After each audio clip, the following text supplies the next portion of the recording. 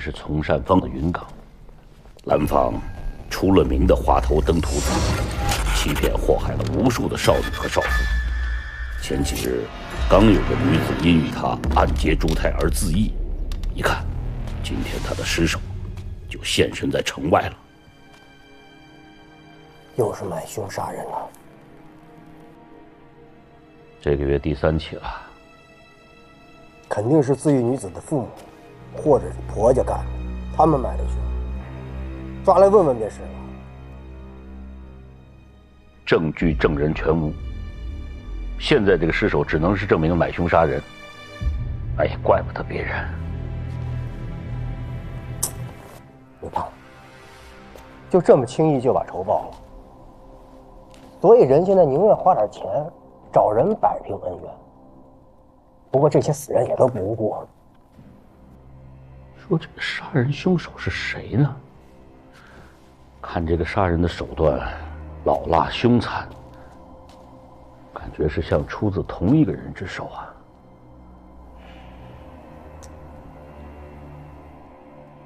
如果冥府能把这些凶犯，还有像韩永南那样的烂人，全都绳之以法，咱蓝方就不会再有冤屈，不会再有苦难了。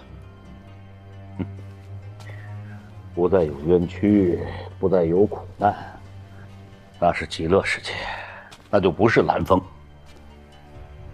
我们大都是凡人，是凡人就有私心，包括律令也是凡人定制的，岂能全能呢？哎，我说啊，那我就不明白了。既然你说这律令都是凡人定的，那冥府他为什么非要严守这律令呢？他的坚持自有他的道理，我们只需要配合就是了。这个钱浩跟黑燕的关系，让你打听的怎么样了？除了钱浩以外，这黑燕全虎帮毫不知情，就连他的亲信也没见过钱浩跟谁联络过。感觉这个玄虎帮啊，只为自己效力。会不会是钱浩以前是黑燕，后来黑燕解散了，他自己弄了个玄虎帮了？有可能是漏网之鱼。我们来这里已经大半年了，除了看见他的运气，什么也没看见。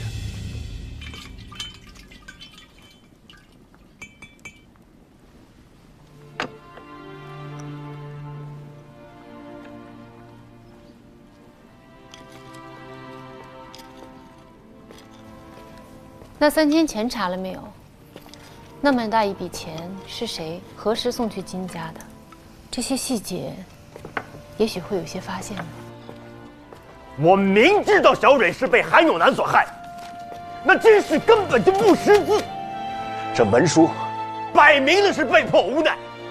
我明知道望东是愤慨之极，换作是我，年少轻狂也会如此行事。可是我能怎么办？我除了放着韩永南走，我又能如何？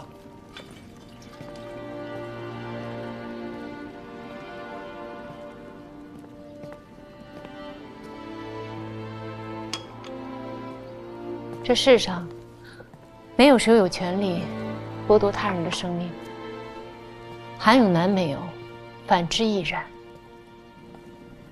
在他伏法之前，你把望东留在县衙，是对他最好的保护。你没有错。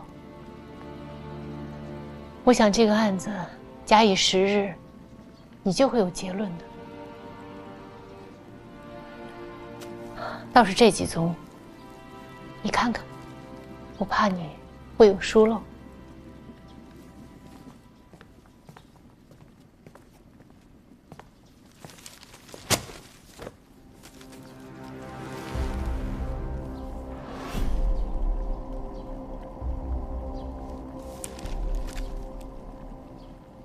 都是失踪。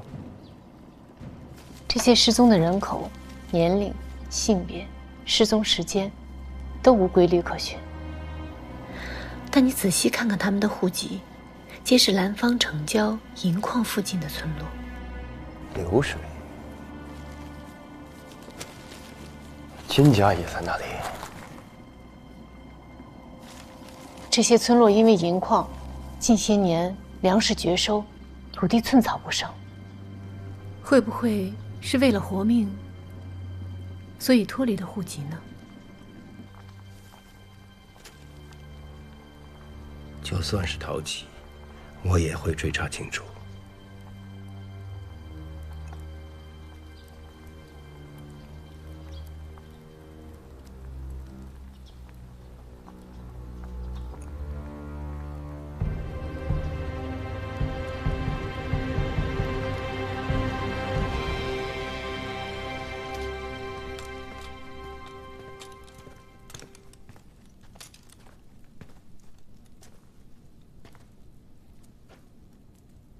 开门。是。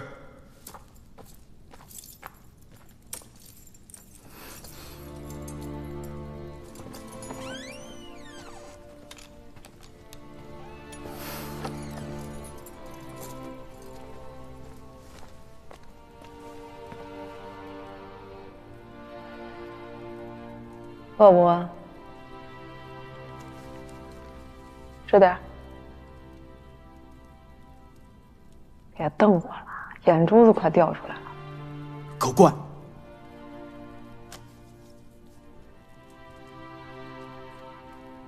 我可不是什么官啊，我就是为了混口饭吃。刚才弄疼你了？恨一个人，恨不得想杀了他。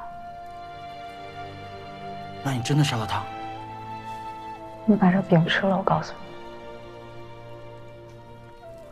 明府，明府，我刚才问过了，明天一大早放你出去。如果回去以后你还想找韩永南报仇，这回我看不见，我就不管你了，行吗？不可能的，他家银矿看守的人特别多，还有特别凶的狗，我进不去。你放心，狄明府会替你报仇的。那是我见过最好的人。那他今天为啥犯了韩永南？证据不足。惩罚坏人还需要证据？不是，干啥不需要证据啊？你说他杀了人，他说他没杀，那我们当差的信谁啊？如果说没有证据就随便乱杀人、乱抓人，那我们跟帮派有什么区别啊？如果官府都这样不分好赖，那还不如黑夜。你怎么会知道黑夜？我听过传说。什么传说？人家都说，以前有黑夜的时候，人们都不敢作奸犯科，因为黑夜不会只向着那些有钱有势、读书认字就能把黑说成白的人。就算没钱，只要加入他们，他们还会替我们除掉那些害我们的人。凭他们胡说，谁告诉你这些的？你还是向着狗官，黑燕就是比你们强。臭小子，你气死我了！随便你吧，我不管你了。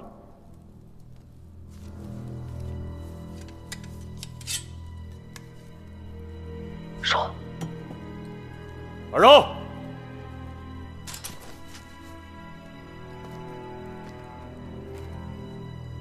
给我滚出来！狗官，把刀拿出来。狗官，放我出去！狗官，放我出去！狗官！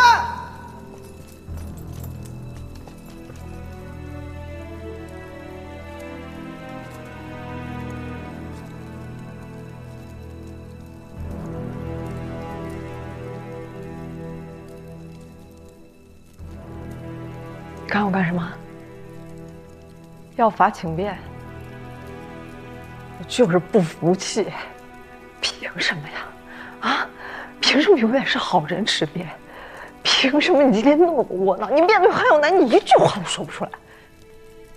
凭什么你那么用心做，还要被他们骂是狗官？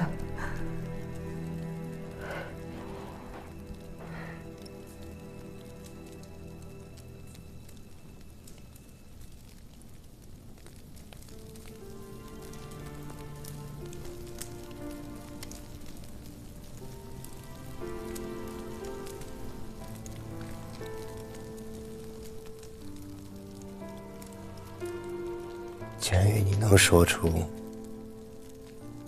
没有证据便不能定案，这次我就不跟你计较了。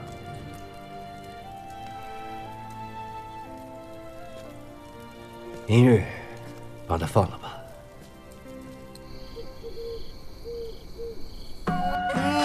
好。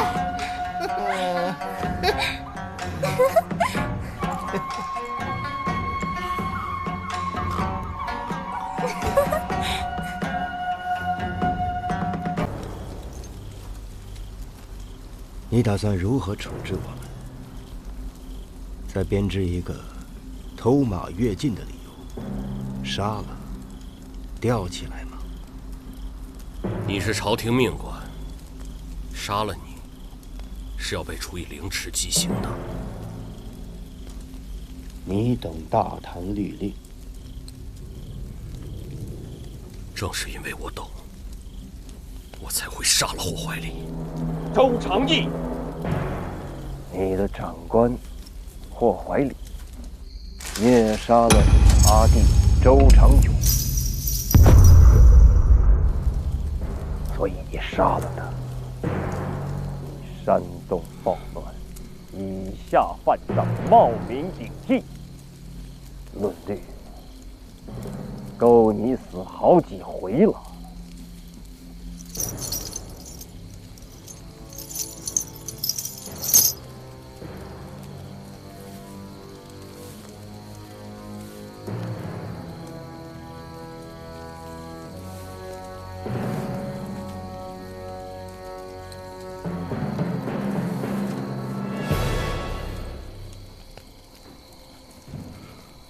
他随心所欲，想打我们便打我们，但这叫操练心魄，所以不算犯罪。他心情不痛快，就拿我们这些小兵出气，这叫耳提面命，还是不算犯罪。他活活打死了我阿弟，但这叫措手为之，仍然判不了他的罪。我们无法忍受，狱头无门，无处告状，甚至被他惩戒，关了7天7夜不给食水。为了活下去，我们没有办法，我们只能杀了他。但又因此，我们犯了弥天大罪，要被处以极刑。听明府，这律令到底是在帮谁呀？这是谁的律令？要带走常义兄，就先杀了我！别动，别犯傻！别动，把他放下！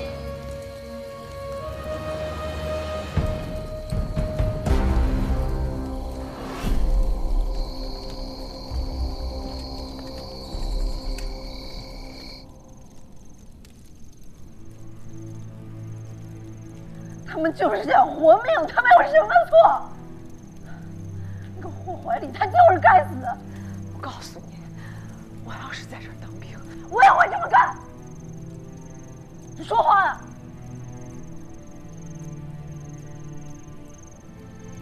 那个霍怀礼确实该死，可我大唐戍边的将士成千上万，若都因为官长暴虐，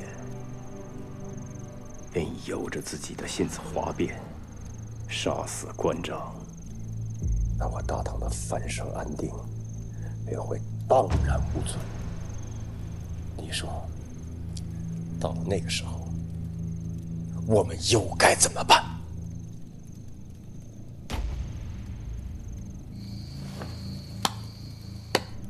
好，好冠冕堂皇啊！那你说说，他们应该咋办？没权没势，就活该等死吗？先别说废话，先救我们出去。凭什么？这世上的事儿，管得越少越好。好，行，我一会儿我就去跟那帮小兵说啊，说你是跟我们一伙的，让他们把你也抓进来。哎，大官儿，你怎么不说话？回答不出来？这世上，像周长义这样的事儿多了，像韩永南这样的人也很多。你遇到该抓的不抓，不该抓的乱抓，奔袭百里，现在连自己的命都要没了，值得吗？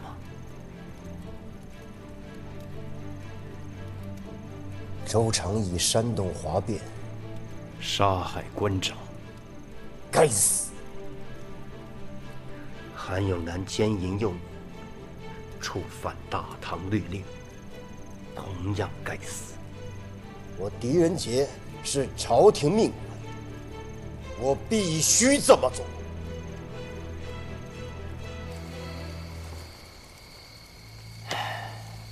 你倒是让我想起我阿爷来了。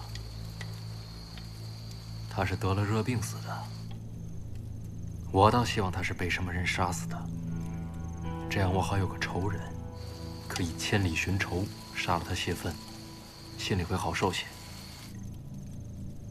我抓韩永南不是为了报仇，我是要将他带回兰芳，让他受审。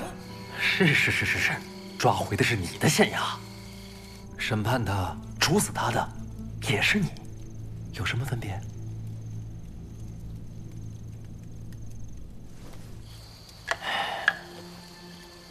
我不懂你们这些人的律法和规矩，也不想懂。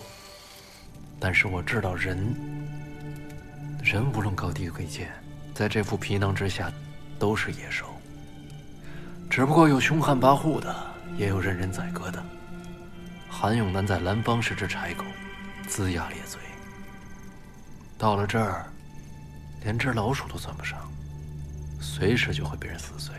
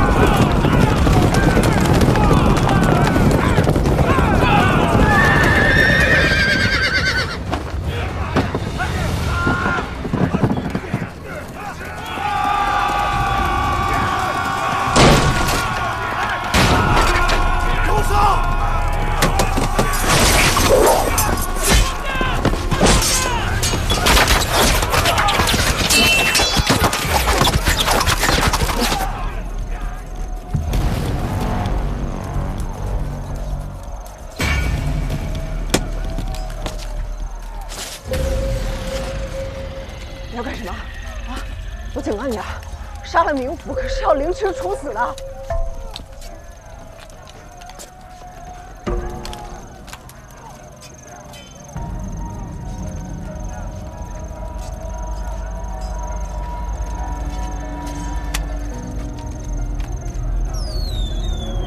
现在土匪来袭，我需立刻收手。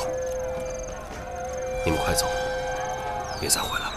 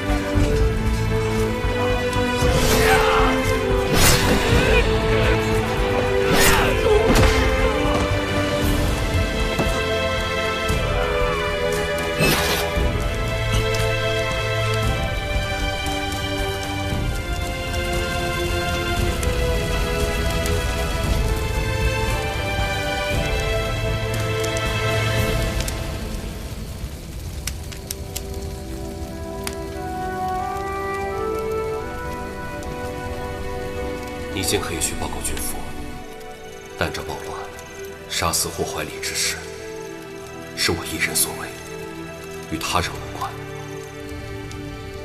这群将士职守在此，他们忠君爱国，没有任何过错。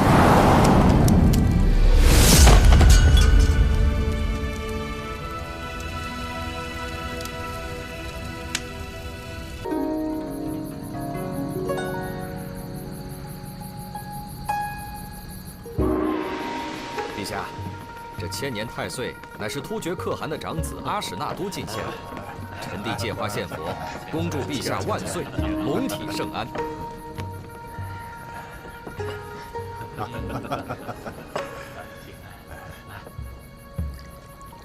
好，好，好，好。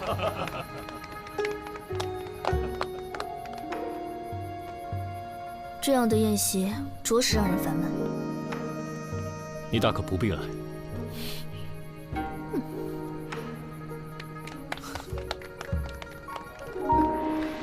陛下，臣弟已命人将太岁给您取来，还请稍后。今夜正是客，一切听主人吩咐。陛下说笑了。王爷，王爷，王爷，李飞白，啊，干什么慌慌张张的？什么事啊？不必惊慌，慢慢说。啊，是陛下。王爷，张夫人她……张夫人又怎么了？她被千年太岁杀死了。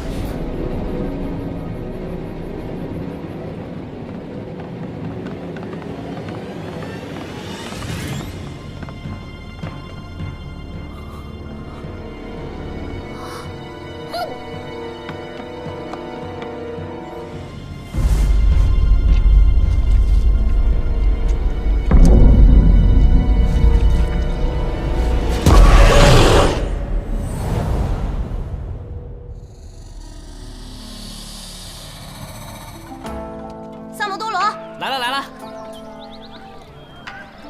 说吧。我家那口子最近有没有和那个小骚货来这吃饭5文钱包打听。我给你10文。之前来吃过一碗面。什么？这个臭不要脸的，死心不改！看老爷回去怎么收拾他！我觉得这事儿啊，你也别太往心里去。男人嘛，谁还不会有点死老外，嫌最近日子过得太舒坦了是不是啊？那2口子要是在店里掐起来，你端着呀！三毛，哎呦，我的炮爷，您今儿怎么有功夫亲自来视察？我告诉你，别想躲，老娘跟你没完！吴王府昨晚设宴，老大和子苏都受邀了。什么宴会？有个叫阿史那都的突厥王子送了吴王一个千年太岁。哦，这个吴王呢就想献给陛下，没想到王府侧室夫人横死，结果呢就把我老大生生搁里头了。说是那侧室夫人被太岁所杀，你们说邪门不？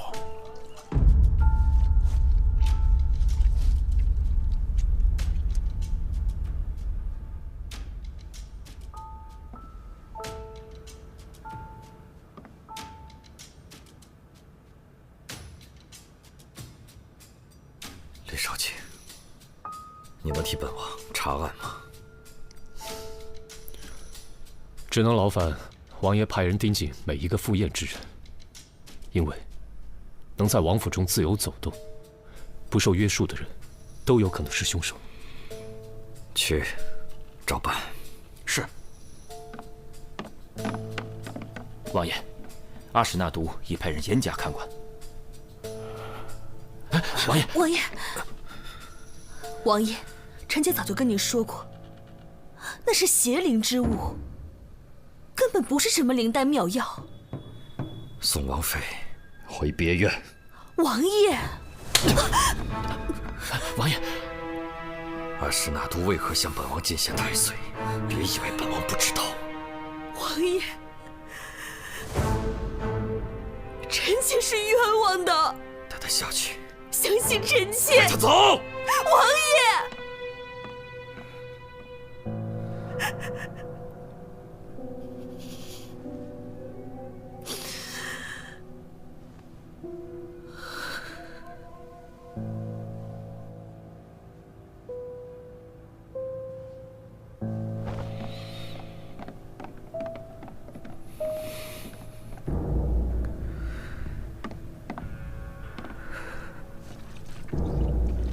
李少卿，这件案子就拜托你了。飞白，他会协助你们的。是，下官定当竭尽所能。本王先回了。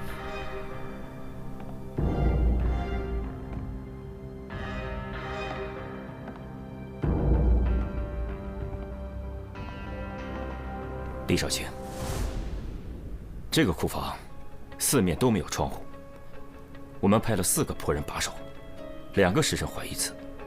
刚才下官也问过仆人，除了张夫人的婢女明月硬要他们离开一炷香的时间外，再也没有离开过。官人饶命，是夫人让我这么做的。什么意思？夫人近来体弱多病，之前听说太岁有延年益寿、永葆青春的功效，便动了私心来偷吃，因此他叫我支开仆人，自己偷偷来到库房。哦，小的记得，王妃之前劝过张夫人别打太岁的主意，2人为此发生争执。后来还是令长史过来将2人劝好的。啊，确实如此。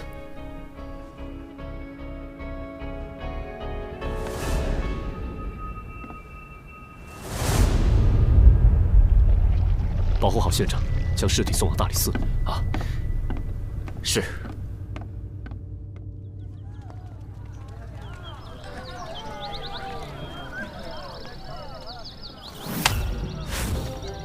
让萨摩跟我去办案。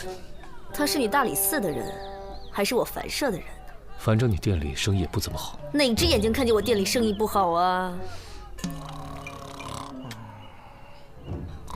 开个价吧。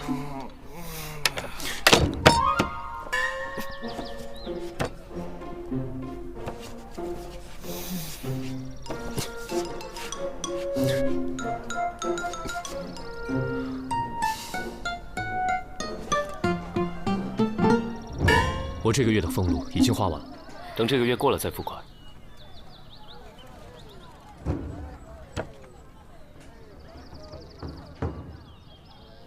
3份礼，成交。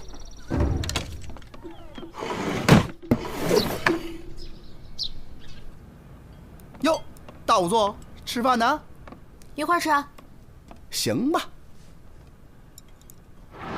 哎，这什么？水蛭啊。你从哪儿来的？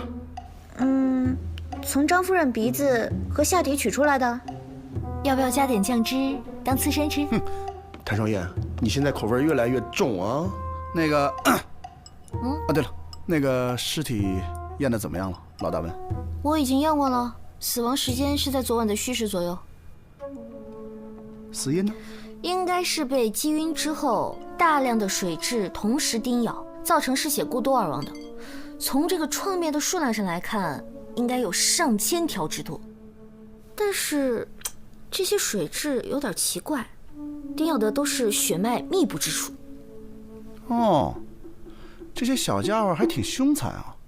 哎，那个死者是什么时候被发现的？2时。我能看一眼尸体吗？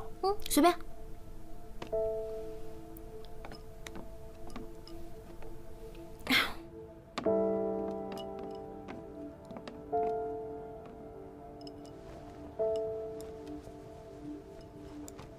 那个，你先吃饭啊，一会儿让老大他们过来看。你怎么看一眼就走了？那些水蛭是物证啊，你别真给吃了。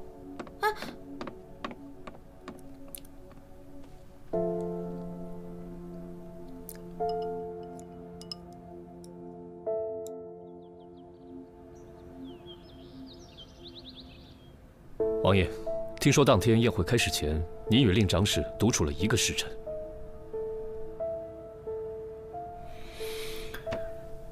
正是。当时我和飞白先去查看了一下贡物，之后又来到书房里喝了一点酒。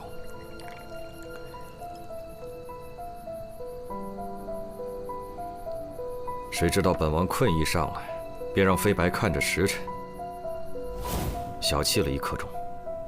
王爷是什么时候睡的？下官记得应该是戌时3刻。没错，本王当时还特意看了一眼漏刻。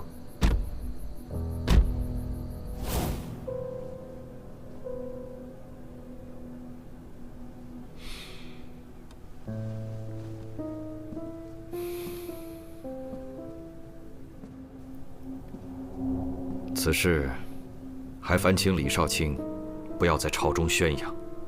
请王爷放心。那就好，辛苦各位了。本王还得处理一下张夫人的事，暂且失陪了。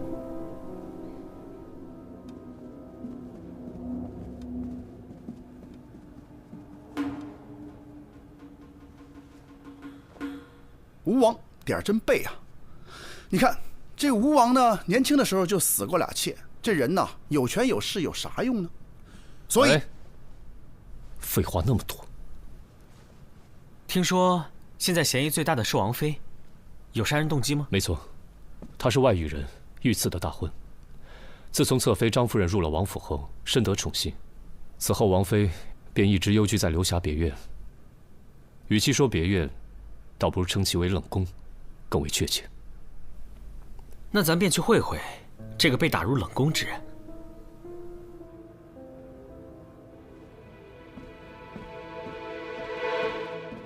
李少卿，请恕素衣瞒报之罪。昨日王爷将她送回别院后，王妃就悄然离去，再也没有回过王府。那你最后一次见她是什么时候？你要是敢说谎，李少卿会把你关到牢里去。素衣绝对不敢欺瞒李少卿。昨日宵禁之前，王妃找我借了套衣服，说是要去西市一个叫什么七贤的客栈，这剩下的我就不知道了。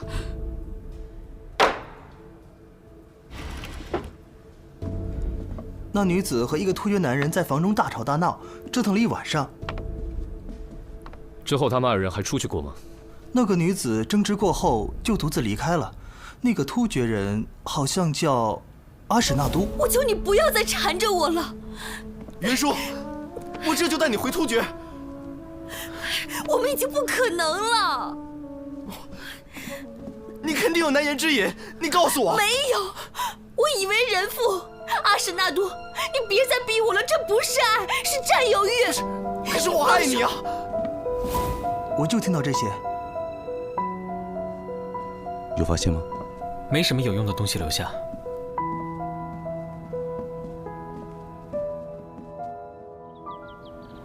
放开我！放开！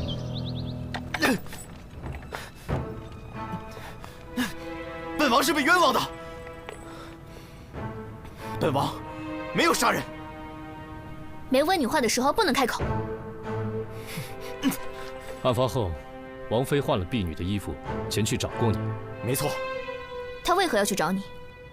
我和云舒多年前就已经相识了，而且早在她被你们皇帝赐婚之前，我们就已经私定终身了。在七贤客栈，我想让她跟我走，可是云舒。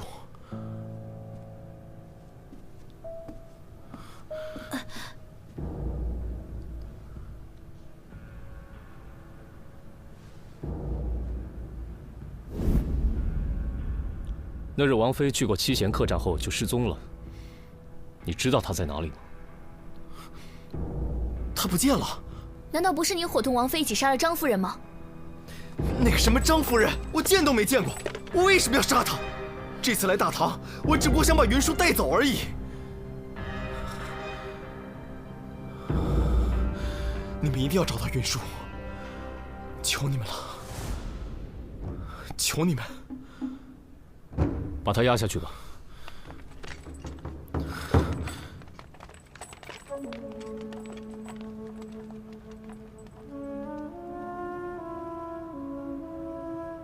那你现在还觉得是他伙同王妃杀了张夫人吗？难说。你审不出，我接着审吧。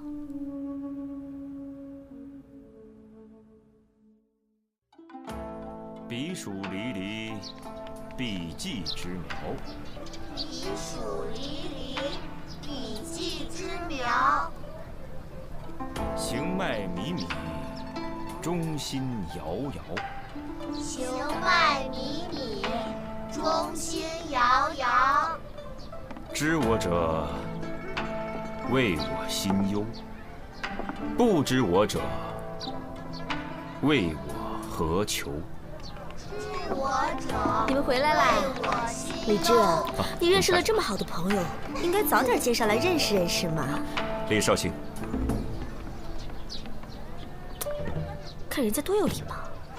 我平时也很有礼貌，好不好？怎么不夸我啊？懂不懂什么叫不怕不识货，就怕货比货啊？哼！哎，别说，你们真的很有共同之处。哪里？口味重啊，因为喝茶也要加很多盐啊。好了好了，我去给你们准备些膳食。哎，萨摩。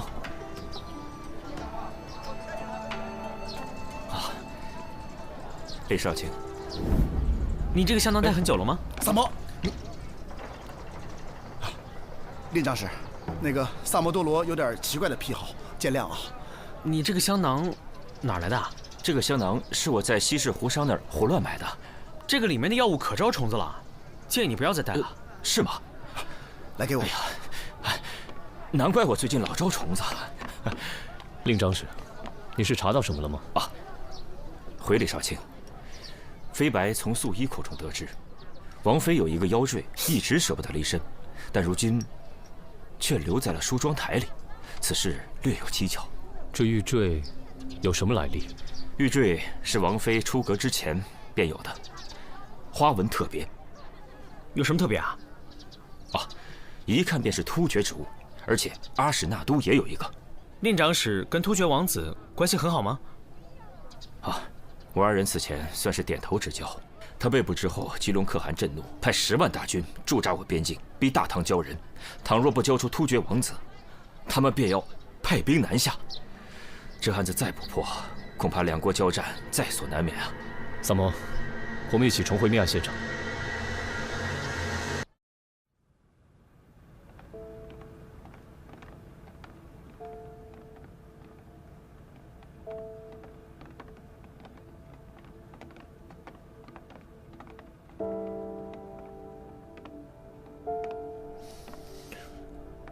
当晚，除了在府内其他地方的几个小厮没有出现以外，其他与张夫人密切来往的人，都有不在场的证明。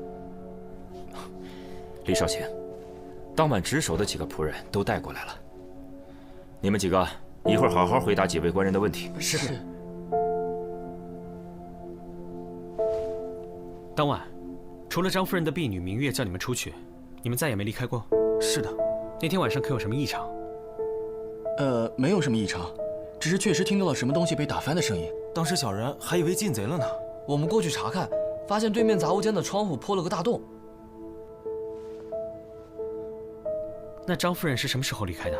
不知道。到对面杂物间看看。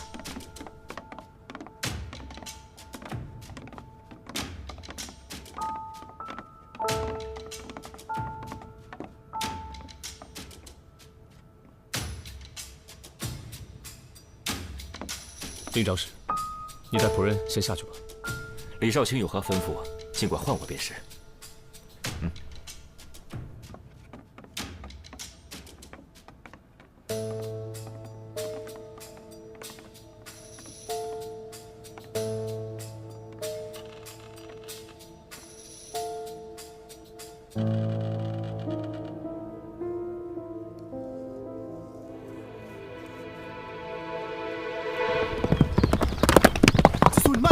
别摔着啊！提审时，阿史那都亲口承认，曾在长安附近置屋，以便与王妃幽会。看来，就是这里了。子苏，一会儿这样啊，一会儿我数1、2、3，我一踹门，你就冲进去啊！凭什么是我先冲进去啊？那这样啊，我数1、2、3，你推门，我冲进去。预备，1，哎！别进来！怎么了？那个吴王妃死了啊！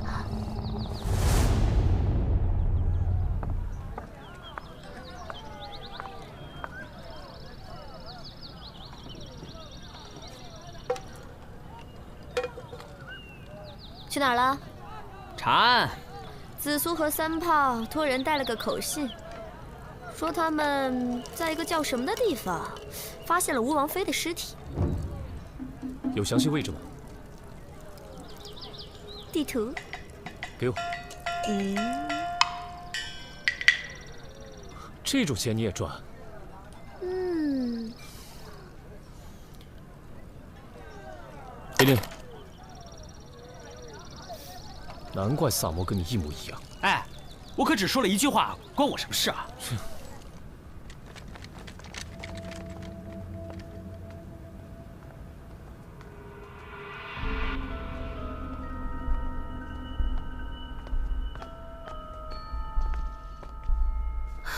死者死前曾被绑在了椅子上，导致手腕、脚腕处有紫色的淤青。死者的头部被钝物击打过，但这并不是最终的死因。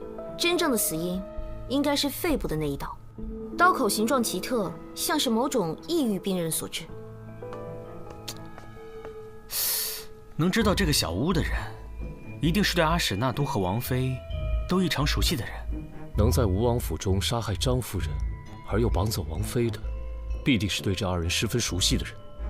我觉得你想到的跟我想到的是同一个人。对，但是问题，他是怎么做到的？杀人动机又是什么呢？我总觉得哪儿不对，可是哪儿不对呢？我们只能再去趟吴王府，但愿能赶在证据被毁之前找到。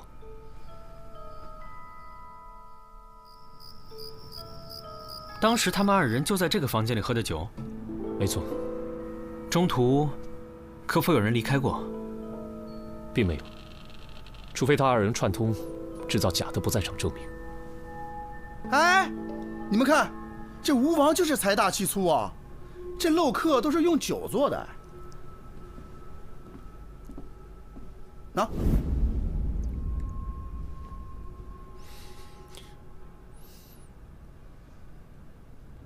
没错，是酒。大理寺查案。几日前，吴王府参加夜宴的官员，是不是你们驿站负责接送的？正是。你可记得当夜发生过什么不寻常的事吗？当然记得了。记得当日一位官员差人把马匹送回来的时候，身上竟然有好些个水蛭。你确定是水蛭？啊，小人比谁都心疼这些马儿。那位官人是不是在宴会上偷偷将小坠儿弃沟里去了？送回来时，马身上叮了好多水蛭，个个又肥又大的，真是心疼死我了。哎，是哪一位官员啊？这个，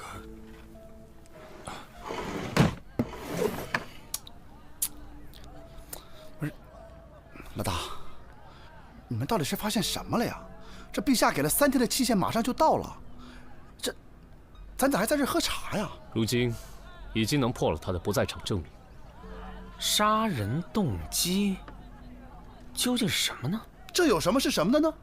杀人动机无非就2点：一，钱杀；二，情杀。前者关系到利益，后者关系到情感。钱虽不算多，但是它够用啊。情，他与这2个女子也很难有感情纠葛。老大，这情杀又不一定非在男女之间。哎，你们还有心情在这儿喝茶？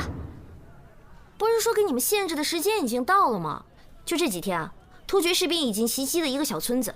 放话说，倘若阿史那都那儿有1根毫发损伤，他们将一路南下。哼，你还笑得出来啊？三胖，你真是个断案高手。案子破了，我知道动机是什么了。我破的案？这个案子从一开始就指向阿史那都。一旦阿史那都被杀，突厥和大唐的战事就在所难免了。糟了！来人呐！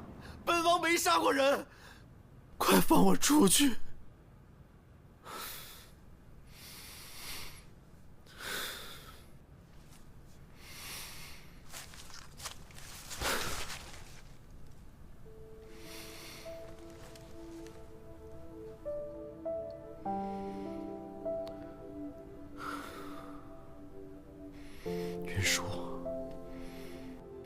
云舒，你放心吧，待我从这里出去以后，我就去找你，把你带回突厥。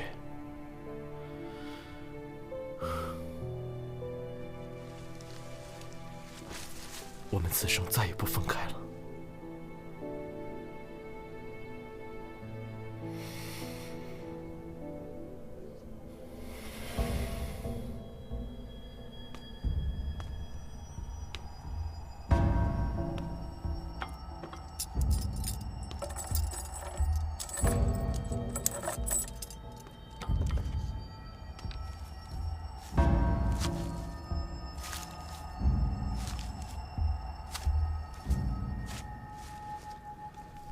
王子，您的饭来了。最后一顿，吃了吧。滚！出去！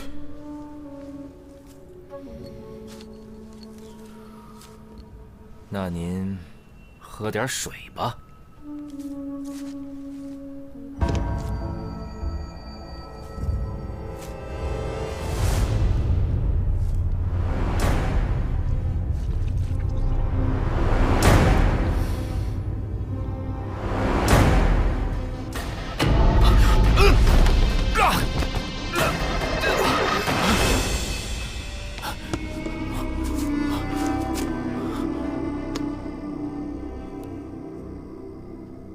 令长史，想不到你还是一个会操纵重置的伽罗师啊！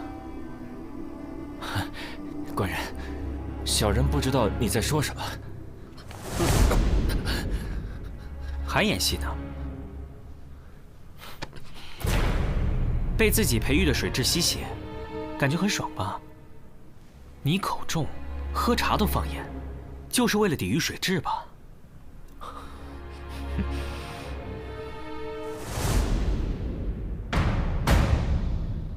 你们这是血口喷人！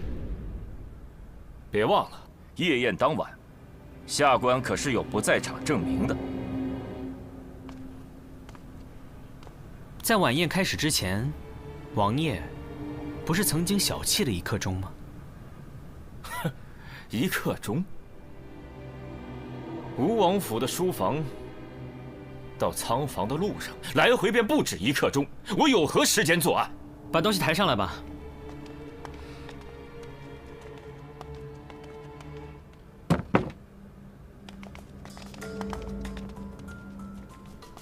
那天晚上，你与王爷在书房里对饮，你的座位应该是离这个漏客最近的吧？你在事先带来的酒里就动了手脚，让王爷昏昏欲睡，主动提出小憩。王爷睡前看到漏客是虚时3刻，睡后看到是4刻，他自然就会以为自己只睡了1刻钟。可你应该事先将酒倒入了漏客当中，漏客显示为虚时3刻，很有可能才2刻不到。你杀死张夫人，赶回书房，再用酒杯将多余的水舀出即可。令长史，难道你没闻出这漏客里的水有酒的味道吗？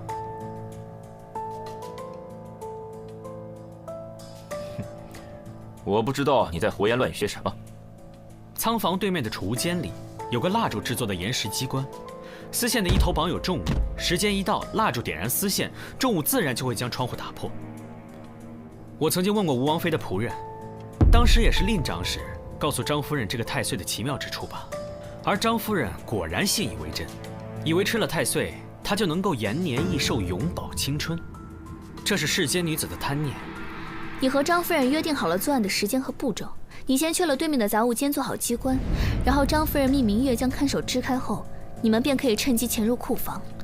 当张夫人正欲享用太岁时，你趁机将其杀死，而蜡烛机关触发后，看守自然会跑到对面去查看，这样你就有了逃离现场的时机。负责接送官员的一族也告诉我们，宴会当晚，令长史所乘马车的马上发现了水蛭，而且据他们所见，发现的水蛭十分的肥硕，那是迦兰特有的银鞭蛭。这种水蛭需要用人血孵化，吸血极快。你身上随身带的那个香囊，一闻便知是伽罗虫是用来育虫的。你为了伪造太岁吸血的假象，将夫人打晕之后，便驱使大量的银鞭蛭吸张夫人的血，导致张夫人流血过多而亡。说来说去，纯属臆测。我与张夫人平日里素来无冤无仇，我为什么要杀她？你假托太岁杀人，再嫁祸给突厥王子，圣上下令将其收押，如你所愿，突厥必然被激怒而出兵。我推测，吴王妃应该就是看破了你的秘密，才被你残忍的杀害了吧？你说什么？云舒死了？是的，他死在了山谷的那个小屋中。为什么？为什么？告诉我！我那么的相信你！放开！放开！说说吧。王妃无意间发现我与突厥的密信，我只能暂时囚禁她。王妃，只要你乖乖的待在这儿，我一定不会杀你。我不明白，你为什么要这么做？你明白又如何？你这么做，只会引起大唐和突厥纷争。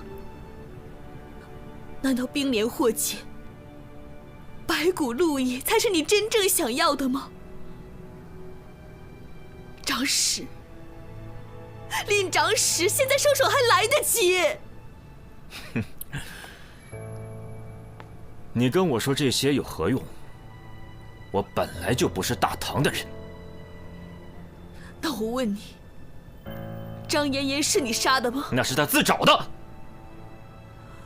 我只是跟他透露了太岁的功效，可是他贪心啊，非要去偷吃才给我机会的。作为复国大计的一环，他必须死。那我呢？啊！对于你而言，我也只是你的一枚棋子，是吗？那你也肯定清楚，你如果不杀我，我必定会去破坏你的计划。可是我没有选择，我是大唐的子民。王妃，只要你乖乖的待在这里，我绝不会杀你。事成之后，我一定放你走。王妃，放开我！王妃，你为何要逼我？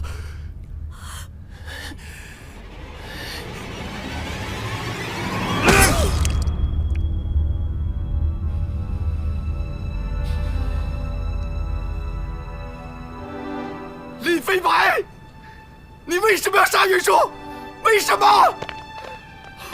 我要扒了你的皮！我查过了你的通关文牒，你是近几年才从外域来到长安的。你的通关文牒上写了你来自柔然国，但你根本就没有柔然人的生活习惯，你的文牒是假的。你是迦兰国的人吧？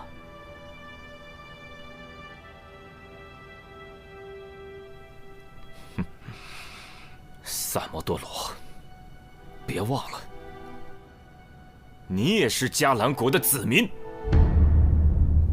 你忘了，咱们的国是被谁灭的？咱们的家又是被谁破的？啊，是大唐！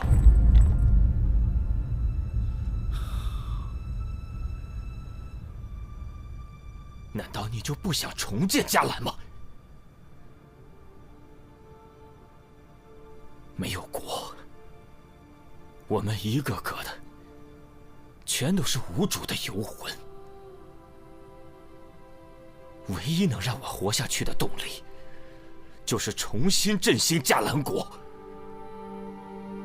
人早晚都会死的，与其在灭国以后苟且偷生的活着，还不如为复国大业而亡。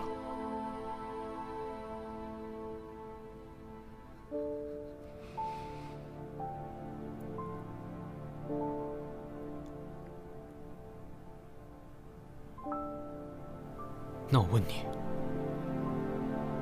你复国是为了什么？为了什么？为了迦兰逝去的子民，为了在战火中亡故的大哥和母亲。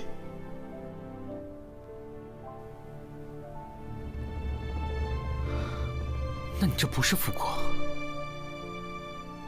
是复仇。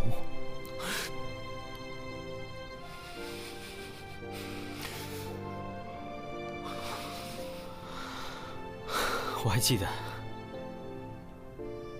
我小时候在迦兰过着那种无忧无虑的日子。我也记得，我躲在柴火堆里，眼睁睁地看着我的家人在眼前逐渐消失。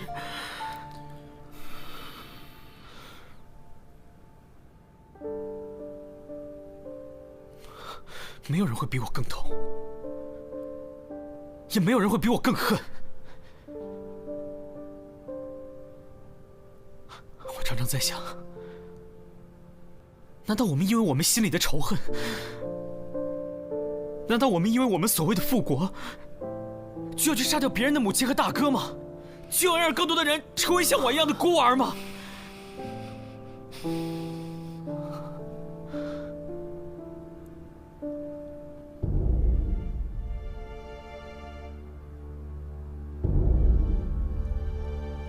你问我恨吗？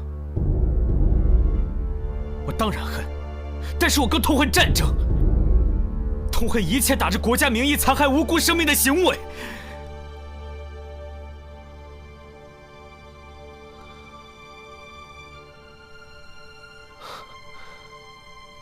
林大哥，不要再执迷不悟了，好吗？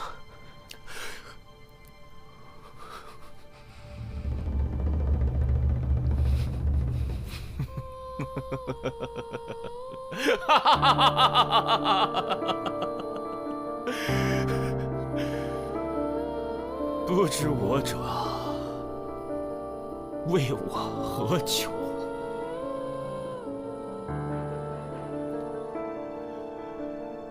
我只恨大计未能如愿，天佑嘉兰。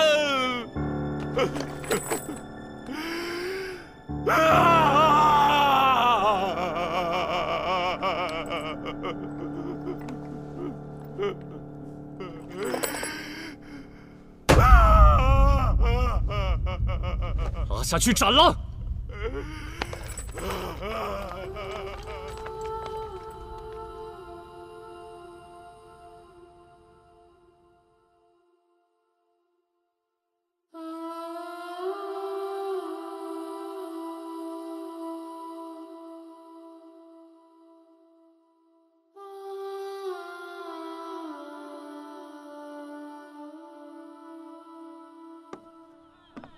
陛下向天下宣告，是吴王妃因擅妒杀害了侧妃张夫人，如今已派人将阿史那都送回了突厥。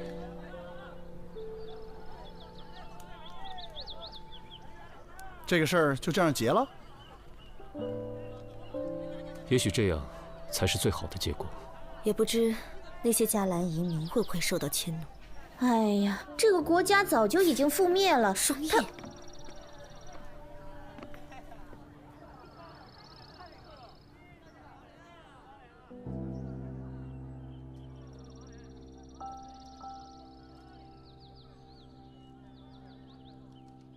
迦兰，也许此生只能在梦里回去了。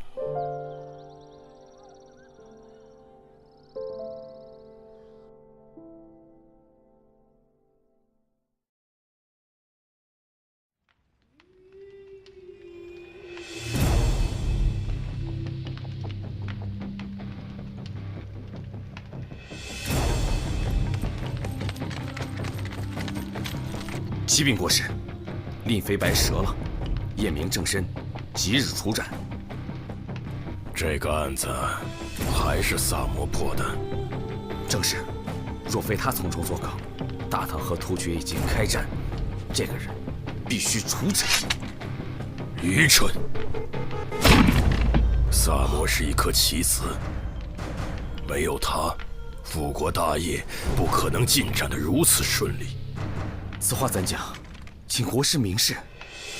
自始至终，萨摩都是我手中利器，替我铲除了无数障碍。我从黄泥章救出波斯人和赵匡国，为他们制定复仇计划，目标只有一个：兵部侍郎度良源。萨摩与李治相识不久，不想被卷入朝廷纷争。所以，当他意识到赵匡国假死，却未揭穿，我让波斯人服毒自尽，只是想给他们一个由头，尽快结案，好让赵匡国能伺机刺杀度良源。度良源是朝中最熟悉西线边防的将军，他死以后，大唐西线羸弱，给了我们长驱直入的可能性。国师英明。度良源死后，我安排心腹顶替兵部侍郎之职，遭到吏部尚书的阻挠。随后，大理寺开始调查灵猫杀人案，我派人杀了平康坊的雪儿，把线索引向刘尚书和他堂弟。调查过程中，大理寺发现刘尚书利用职务之便私通胡氏，索要并报一事。刘尚书被迫辞官。那群毛贼原本下药把人迷晕后实施抢劫，户主醒来后会认为是黑豹所为，没想到之后会内讧杀人。萨摩办案时居然敢服毒，让我意识到他对大理寺那些人产生了信任。李治那一刀没白挨。圣恩寺的僧人都是隋朝投诚的老臣，与李渊交好。新皇登基之后，他们惶惶不可终日。我派去搜寻藏宝图的探子被他们杀了，随后，我在朝中释放消息，让李世民对他们心生疑虑，派大理寺介入调查。案发后，虽然有小僧顶罪，但为了化解皇上的疑虑，他们不得不交出藏宝图，以表投诚之意。那张图在押送过程中已派人临摹，相信很快能找到藏宝之处。苏秀才休妻，在我的诱导下，琪琪对苏秀才下了毒，热毒封喉，窒息之际，用刀切割器官，试图求生，却死于刀伤。赵思南伏法后，他爹赵校尉被牵连，空出武备库的职位，自此，长安的武备库便落入我手。走私军械也正是从这一步开始的。在我的安排下，东水村李正率领村民盗窃金库。案发之后，李正充当了替罪羊，掌管金库的太傅司卿被撤职，顶上去的是个庸才，镇不住手下官吏。这个口子一开，朝廷财帛唾手可得。独子惨死，灵堂还魂。在我的诱导下，急于复仇的僧人了凡与杜老太太合谋杀人，被萨摩识破。杜老太太被发配充军，她在长安西南的3000亩山地落入我手，成了我们的驻军点。神头刘芳是我在长安的线人，常年为我提供坊间情报。案发后，萨摩看到了玉佩上的伽罗纹样，开始怀疑刘芳的背景。他居然还记得伽罗圣歌，让我很意外。不是怨灵一案，我为冯玉制定了复仇计划，数名高官死于非命，职位空缺。我方有3个4品以上官员入职，大获全胜。宝平谷阴兵过路，孟昭复仇也是我安排的。此案让兵部尚书陆明仕途终结，之后顶替他的是顾明章，此人有把柄在我手中，这颗棋子随时可用。刘员外儿子造孽，我为苦主制定了复仇的计划。结案之后，朝廷严查民间麻烦，清除胡商，之后渠道和资源便落入我手。接下来，在新任兵部尚书顾明章的默许之下，大唐的战马供给就由我控制了。杜元山替我走私军械被盯上，只能牺牲他了。他死后，火枭落入法网。多亏萨摩，唯一对我们有威胁的官员也不存在了。邓维曾经治好过天花，这就意味着若有战事，我军就能利用天花作战。在我的诱导下，邓维用我给的药物毒杀了贾仲元。他死后，天花秘术便落入我手，可以在一夜之间让大唐军队彻底丧失战斗力。大唐与吐蕃关系缓和，对我们不利。在我的提醒下，吐蕃国君意识到玄武对李世民犯忌，于是有了之后的连环杀童案。结案后，吐蕃使臣被急召回国，这正是我与吐蕃修好的大好时机。户部林侍郎的案子，重点在那个大秦杨一。之前我高价聘请，遭到婉拒。案发后，他遭到牵连，严禁在长安城行医。我趁此机会将其拿下，为我军培训大批军医。太常寺郑少卿是皇上面前的红人，案发后朝堂上议论纷纷，他被迫辞官，顶其位的是我们的人，能与皇上朝夕相处，随时向我汇报朝堂内外的动向。信鸽能在开战时传达作战信息，但优秀的鸽种可遇不可求。我之前曾花大价钱向黎志桥买鸽子，但这呆子拒绝了我。于是我便诱导赵雷对他下手，引发了之后的一系列案件。黎志桥落入法网后，他的信鸽都落入我手。麻风病与天花一样，都能成为战时的武器。我派蛇师前往不周村，就是为了找到治疗麻风病之法。结案后，麻风病人的衣物、皮屑和那些沙袋蛇卵都落入我手。皮影师与侏儒复仇，涉案高官陆续横死，再次引发了朝堂震荡。结案后，我方有3名5品以上官员入职。自此，我在朝中的布局已出现端倪。黑道上走私最盛的，除了咱们，就是东篱山庄。但他们有代王做后盾，很难撼动。幸亏有萨摩多罗，我才得以铲除东篱公子。此后，东篱山庄也落入我手，彻底垄断了走私渠道。林白案是萨摩离我们最近的一次。结案之后，我紧急撤离了长安西南所有驻军，我方损失了6名将士。愿神保佑他们的灵魂安息。城郊那块荒废的菜地有数个菜窖，是我用来临时存放军械的地方。戏班的人经常在此出没，只能想办法除掉了。木商张某手下有数百名能工巧匠，把他除掉，那些工匠为我所用，就能为我军造出最强悍的工程器械。属下明白了。